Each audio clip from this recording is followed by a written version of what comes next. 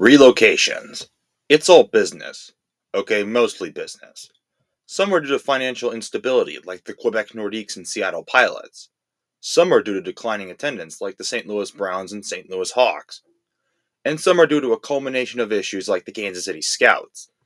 But there was one relocation that happened so suddenly, you could say it happened overnight.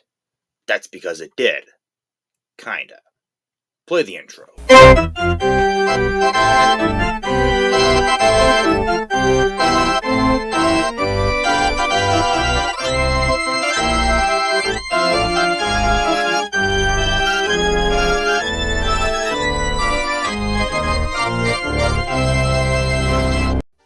The Baltimore Colts have roots that are older than you think. While the team was founded in 1953, its origin can be traced back several years earlier. It started in 1930 when the Dayton Triangles moved to Brooklyn due to financial problems, becoming the Brooklyn Football Dodgers. In World War II, the newly renamed Brooklyn Tigers merged with the Boston Yanks. Then in 1950, the Miami Seahawks were dissolved and replaced by a team in Baltimore called the Colts.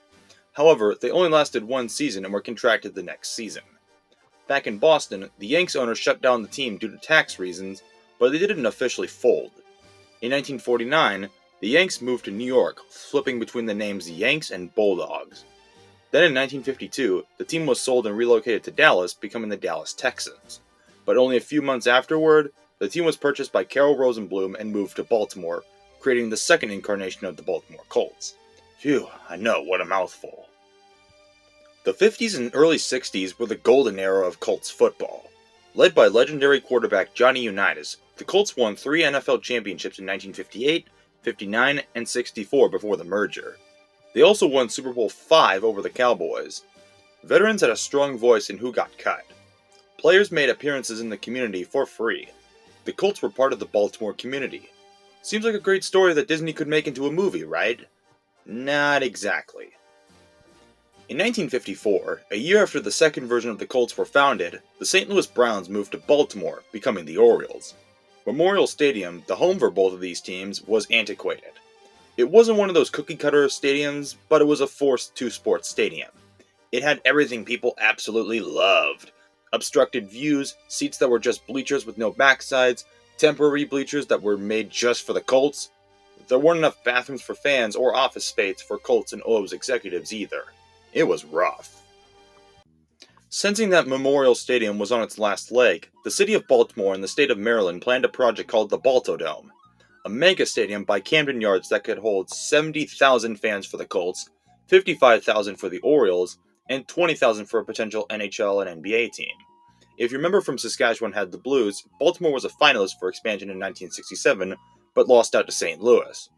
Baltimore was still in the mix for an NHL expansion team in the 70s, but it ended when the Capitals were founded in 1974. Back on topic. The ambitious project was put to a halt in 1974 when the Maryland legislature didn't pass the bills required to fund construction. Then on February 27, 1974, Maryland Governor Marlin Mandel shut down the project. The Baltodome was dead. Colts owner Carroll Rosenblum had threatened to leave several times. In the midst of this, Rosenblum worked out a very interesting action. He traded his franchise. Alright, bear with me on this one. He got in contact with Chicago businessman Bob Irsay about a plan. If we go back to the betrayal of St. Louis football, we remember that Irsay bought the Los Angeles Rams from the estate of Dan Reeves, then traded them to Rosenblum in exchange for the Baltimore Colts and $3 million. Okay, I forgot to mention the money, but is that really important? Bob Irsay was very unpopular in Baltimore. In an interview with Bob's ex-wife Harriet, she said, and I quote, "Owning a football team really made him feel powerful. Between his power and drinking, he just became obnoxious. He was always belittling the players and coaches, constantly in a fit of temper. And to top it all off, he would burst into the Colts locker room to yell at players. Great person, I know. He fired a few coaches because they wouldn't listen to his orders on who should be in the game. And that included his idea to bench Johnny Unitas. And who could forget the John Elway fiasco of 1983? The Colts had the first overall pick and drafted John Elway, but he didn't want to go to Baltimore. He threatened to play baseball with the New York Yankees if he wasn't traded. He'd be given beautiful freedom by being traded to the Broncos. I know, I'm getting ahead of myself, but that's all you need to know about Bob Irsay. Irsay bought the Colts in 1972. The Baltodome was quashed 2 years later. A few months after that, an amendment was passed to the Baltimore City Charter which prohibited the use of public money to build a stadium. Irsay was hoping to play a long-range game, but internally decided that if he couldn't get a stadium in Baltimore, he would get it elsewhere. The Colts did make the playoffs 3 years in a row during the mid-70s, but did nothing once they got there. Irsay had met with officials from Phoenix and Indianapolis around that time. He also talked with people from Los Angeles, Memphis, and Jacksonville.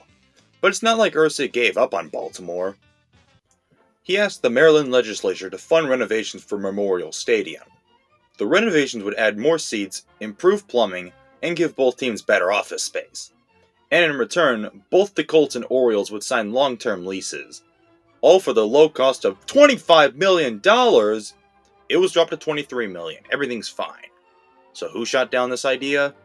It was the Orioles. The O's were against the renovations requested by the Colts and refused to sign any agreement longer than a year. Irsay wasn't happy with this and also refused to sign any long-term lease as well. Due to both teams bickering at each other, the renovations fell through. Irsay continued to search. One city that I mentioned was Indianapolis. Indianapolis wanted to put themselves on the map, and one way to do that was a professional sports team. They had a basketball team in the Pacers who joined the NBA in 1976.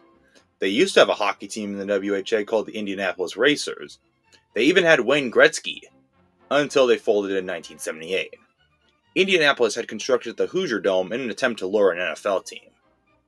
In March of 1982, the NFL gave Irsay permission to move the Colts to whatever city he wanted to move to. The cities included Indianapolis, Phoenix, Jacksonville, Memphis, Birmingham, and even New York City because both teams left for Jersey. Eventually, it was narrowed down to two, Indianapolis and Phoenix. Irsay met with both cities, but while he was deciding where to go, the walls were starting to close in on him in Baltimore. On March 27, 1984, the state of Maryland passed a law that would allow the city of Baltimore to overthrow Bob Irsay and take control of the Colts by means of eminent domain. Now, besides the Green Bay Packers, an entire city owning a sports team would be difficult. The entire city would be on the hook for everything. Plus, according to U.S. law, the city of Baltimore and the state of Maryland would have to give Irsay compensation. Even then, eminent domain is used for big projects that are for public use. In this case, the Colts were a public entertainment and had a lease in a stadium that Baltimore owned. Phoenix backed out of negotiations, but Indianapolis remained. The next day, Indianapolis Mayor William Hudnut called Irsay and offered him the following: a $12.5 million loan, a $4 million training complex, and the ability to use the newly constructed Hoosier Dome. Irsay agreed. Hudnut then called his friend, John Smith, the CEO of Mayflower, a moving truck company. The plan was to load everything and move to Indianapolis before the 29th, as they feared the bill would pass and Baltimore would seize control of the Colts. So now, a simple relocation turned into a James Bond mission. All 15 moving trucks went on different routes to avoid being caught by Maryland State Police. Once they got into Indiana, Indiana State Police would escort them to Indianapolis. On March 29th, Mayor Hudnut held a press conference announcing the move. Indianapolis was ecstatic. Baltimore was stunned. Fans, players, team officials, everyone. Baltimore Mayor William Schaefer was on the front page of the Baltimore Sun in tears. Baltimore had lost their team, while Indianapolis received the Colts. After the move, it's not like the Colts would change overnight. The Colts went through many years of hardship, even as Bob Irsay passed on and Jim Irsay took control. The Colts would make the playoffs but never emerged to make the big game, even with the generational talent in Peyton Manning. Until 2006. With a talented offense and a defense improving, the Colts made a run to the Super Bowl. In Super Bowl 41, the Colts went up against the Chicago Bears. Despite giving up a touchdown on the first play of the game, the Colts would take control. On a miserable, rainy night in Miami Gardens, the Colts would win their first Super Bowl in 36 years. Indianapolis would make it back a few years later. In Super Bowl 44, the Colts faced the New Orleans Saints in Miami once again. This time, the Colts failed as the Saints won their first ever Super Bowl. Today, the Colts seem to be on the rise thanks to the emergence of Anthony Richardson, but the Colts being successful depends on if Jim Irsay stays out of operations. Prove me wrong, Jim. But what about Baltimore? In 1993, they were one of the finalists for expansion, but lost to Charlotte and Jacksonville. Baltimore got a Canadian football team called the Stallions. They even won the Grey Cup in 1995, becoming the first and only American team to win the Grey Cup. Unfortunately, they folded after their championship, and that was because the NFL was returning to Charm City.